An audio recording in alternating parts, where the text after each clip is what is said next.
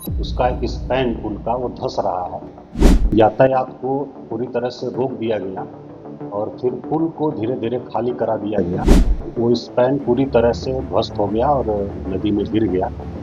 आप सभी लोग अवगत हैं कि एक दुर्घटना हुई है भागलपुर में। विक्रमशिला सेतु का एक स्पैन जो है वो क्षतिग्रस्त हो गया है आज रात में। और लगभग 12:30 बजे के आसपास 12:35 पर आज रात में ये संज्ञान में हम लोगों को आया कि उसका एक स्पैन पुल का वो धंस रहा है। और जो ट्रैफिक पुलिस है भागलपुर की, सबसे पहले वो पहुंची वहाँ और उसके बाद यातायात को पूरी तरह से रोक दिया गया और फिर पुल को धीरे धीरे खाली करा दिया गया। और कुछ ही देर बाद वो स्पैन पूरी तरह से ध्वस्त हो गया और नदी में गिर गया। और भागलपुर जिला प्रशासन, पुलिस प्रशासन की हम लोग प्रशंसा करते हैं कि उन लोगों की मुस्तैदी के कारण किसी प्रकार की जान माल की क्षति नहीं हुई। अन्यथा बड़ी संख्या में जान माल की क्षति हो सकती थी, क्योंकि वाहनों का काफ़ी दबाव रहता है उस पुल पर।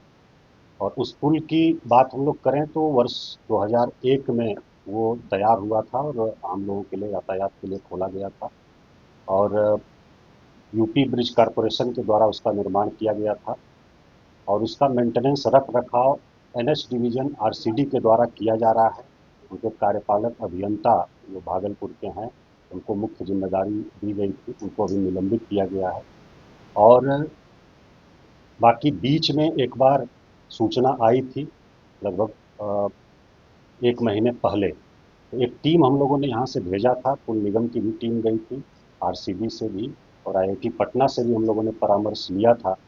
और उसमें पाया गया था कि उसका जो पिलर है पूरी तरह से ठीक है। उसमें फॉल्स एक वॉल होती है वो क्षतिग्रस्त थी उस समय। और बाकी उसकी चूंकि काफ़ी समय हो गया था बने हुए, तो उसके आधार पर उसका एक डीपीआर बना करके उसको मेंटेनेंस के लिए हम लोगों ने भेजा था। और वो स्वीकृति की प्रक्रिया में अभी है। और इस बीच में माइनर मरम्मति के लिए कार्यपालक अभियंता को निर्देशित किया गया था कि जहाँ आवश्यकता हो उसको किया जाए। बाकी किसी प्रकार की उसमें मेजर फॉल्ट नहीं पाया गया था टीम के द्वारा जो निरीक्षण हुआ था और जो हम लोगों ने परामर्श लिया था पटना, आईआईटी पटना से भी। और अचानक ये दुर्घटना हुई है रात में। तो एक हम लोगों ने टीम यहाँ से भेजा है फिर से, आईआईटी पटना से भी आग्रह किया है, लोग पहुँच रहे हैं, उसका अध्ययन कर रहे हैं कैसे उसको हम लोग रिस्टोर जल्दी से जल्दी कर सकें। दूसरा, वैकल्पिक व्यवस्था वहाँ के लोगों के लिए हम लोग करने का प्रयास कर रहे हैं। इसमें अभी तत्काल ट्रैफिक को डाइवर्ट कर दिया गया है मुंगेर साइड से इस तरफ का, पश्चिम तरफ का, और पूर्वी तरफ नवगछिया साइड का जो है वो खगड़िया साइड से। जो मुंगेर में हमारा श्री कृष्ण सिंह सेतु बना हुआ है उससे अभी वाहनों का परिचालन हो रहा है। बाकी हम लोग प्रयास कर रहे हैं कि स्टीमर के माध्यम से छोटे वाहन और आम लोगों जो आना जाना होता है उन लोगों की व्यवस्था तत्काल कराएं। माननीय मुख्यमंत्री जी ने रक्षा मंत्री जी से भी बात किया है और आर्मी प्रमुख से भी बात किया है। और हमारा जो बॉर्डर रोड ऑर्गेनाइजेशन होता है और आर्मी का जो सेटअप होता है, हम लोग उनसे भी सहयोग लेने पर विचार कर रहे हैं। उनसे सहयोग लेकर के तत्काल हम लोग इसको लोगों के लिए वैकल्पिक व्यवस्था कर सकें।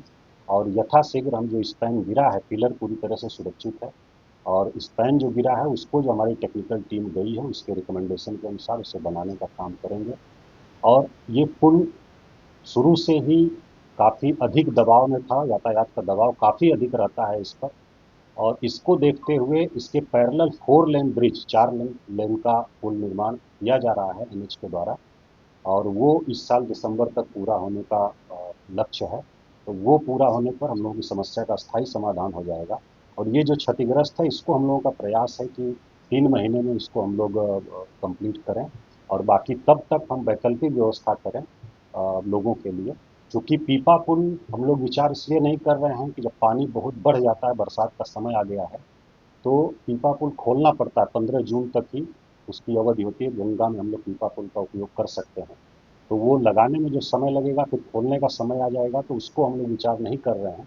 तब तक स्टीमर से आवागमन और हमारा जो बॉर्डर रोड ऑर्गेनाइजेशन और आर्मी से हम लोगों को सहयोग मिलता है, माननीय मुख्यमंत्री जी ने बात किया है, उससे सहयोग मिलता है, तो हम लोग लोगों के लिए वैकल्पिक व्यवस्था करेंगे।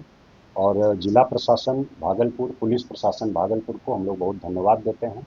उनकी मुस्तैदी के कारण किसी प्रकार की जान माल की क्षति नहीं हुई है और आम लोगों को कम से कम असुविधा हो, इसको लेकर के हम लोग बहुत जल्दी वैकल्पिक व्यवस्था वहाँ पर करेंगे। बहुत धन्यवाद सभी लोगों को।